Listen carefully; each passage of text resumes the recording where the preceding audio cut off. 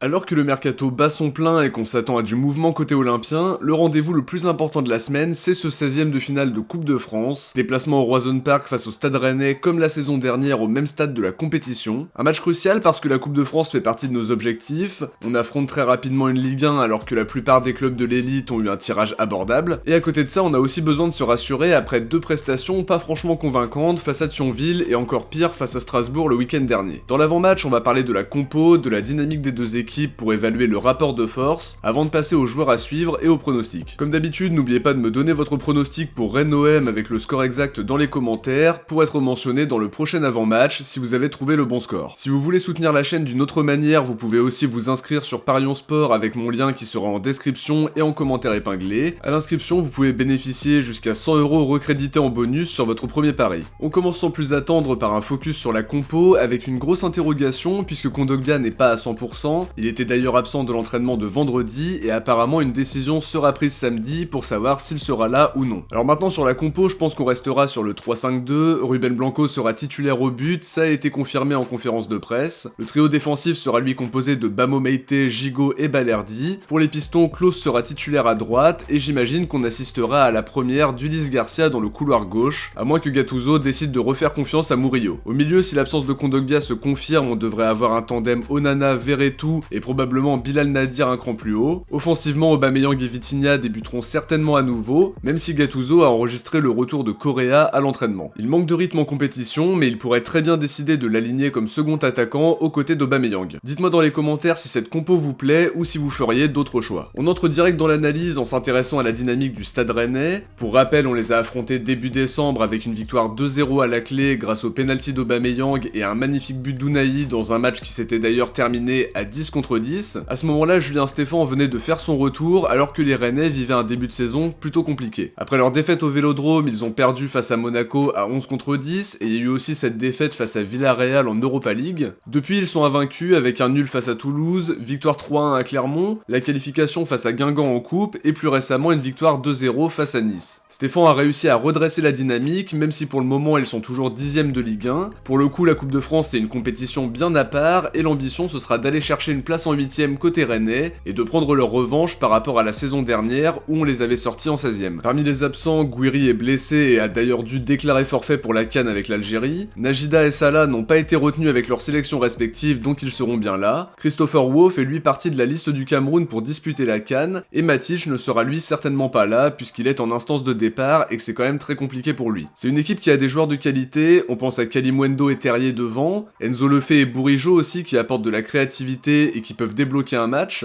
Truffert qui peut se montrer dangereux grâce à ses montées, Théâtre qui est un défenseur très solide, Santa Maria qui apporte de la sécurité dans l'entrejeu, et Mandanda dans les buts qu'on connaît parfaitement. La dynamique est plutôt positive pour eux sur les derniers matchs, je pense d'ailleurs qu'ils ont plus de certitude que nous à l'instant T, alors que de notre côté on n'a pas été convaincant face à Thionville et face à Strasbourg. Ils auront aussi l'avantage de recevoir et c'est jamais simple de jouer là-bas, ils auront l'appui de leur public, c'est toujours un avantage considérable, même s'il y aura des Marseillais un peu partout dans le stade, et on espère aussi qu'il y aura un parquage. Je dis j'espère parce que j'ai pas vu passer l'info, alors si vous l'avez, n'hésitez pas à me le dire en commentaire. C'est toujours incertain au vu des nombreuses interdictions de déplacement ces derniers temps. Dernier élément à mettre en avant sur le plan tactique, Stéphan évolue soit en 3-4-3, soit en 4-4-2 avec un double pivot. À voir pourquoi il va opter dimanche soir. Sur la dynamique olympienne maintenant, on le disait un peu plus tôt, l'équipe n'a pas été très convaincante sur les deux derniers matchs, que ce soit en Coupe de France où on a mis du temps pour forcer la décision face à une N3. Encore pire en Ligue 1 avec un contenu vraiment désastreux face à Strasbourg et une deuxième mi-temps catastrophique où on n'a pas cessé de reculer, et sur les situations qu'on a pu avoir, on a manqué de justesse, manqué de créativité aussi, et certainement manqué d'ambition dans le jeu en général. Finalement, au vu des situations mal négociées par Strasbourg, on peut même se dire que le nul est mérité,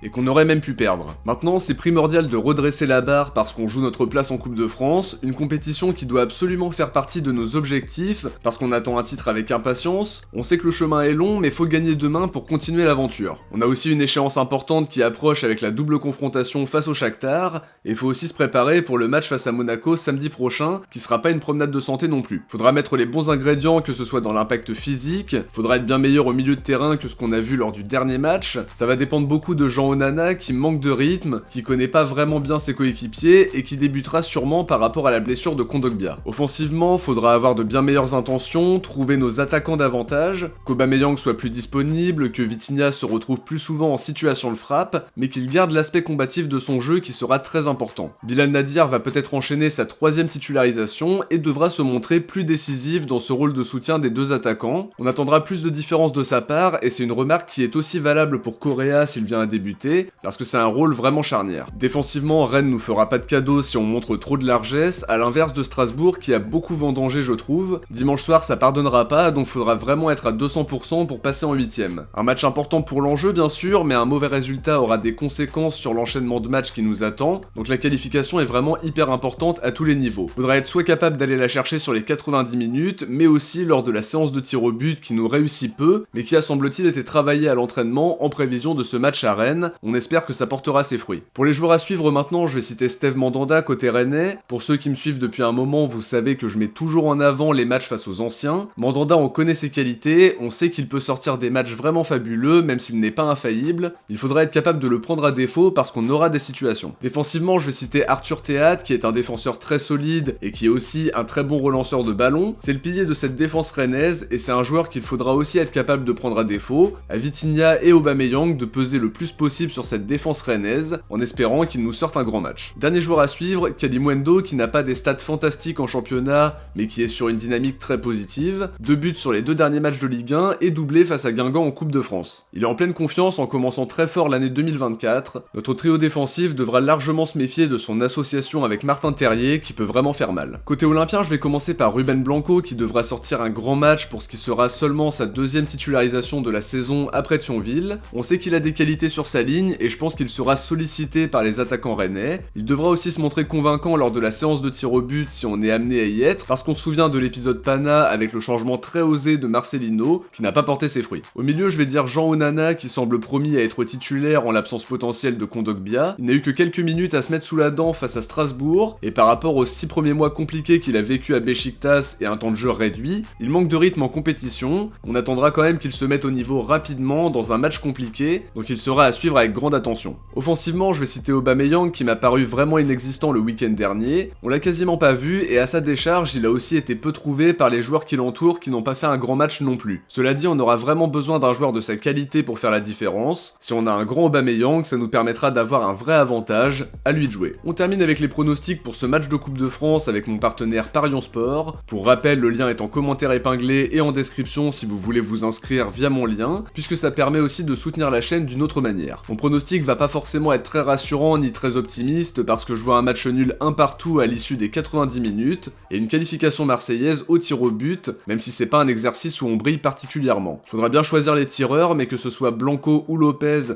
et Mandanda de l'autre côté, c'est pas des gardiens réputés pour être performants dans l'exercice. En buteur, je vois Aubameyang côté marseillais et Kalimundo côté rennais. En tout cas, il faut aller chercher cette qualif, peu importe la manière, pour continuer l'aventure en Coupe de France et continuer à rêver d'un titre en fin de saison. Avant de se quitter, on va découvrir qui sont les bons pronostiqueurs d'OM Strasbourg, on va découvrir vos pseudos à l'écran. Bien joué à tous pour avoir trouvé le 1 partout score exact, même si j'aurais aimé que vous vous trompiez, et merci d'être aussi nombreux à participer à chaque fois. De notre côté, on arrive à la fin de cette analyse d'avant-match, j'espère que ça vous a plu, et si c'est le cas, n'oubliez pas de laisser un like pour soutenir la chaîne. Je vous invite aussi à vous abonner en activant la cloche des notifications, c'est très important pour ne rien louper de l'actualité olympienne en général. Si vous avez regardé cet avant-match jusqu'au bout, écrivez coupe en commentaire. De mon côté, je vous dis à très vite pour une prochaine vidéo. Ciao, portez-vous bien et surtout allez l'OM.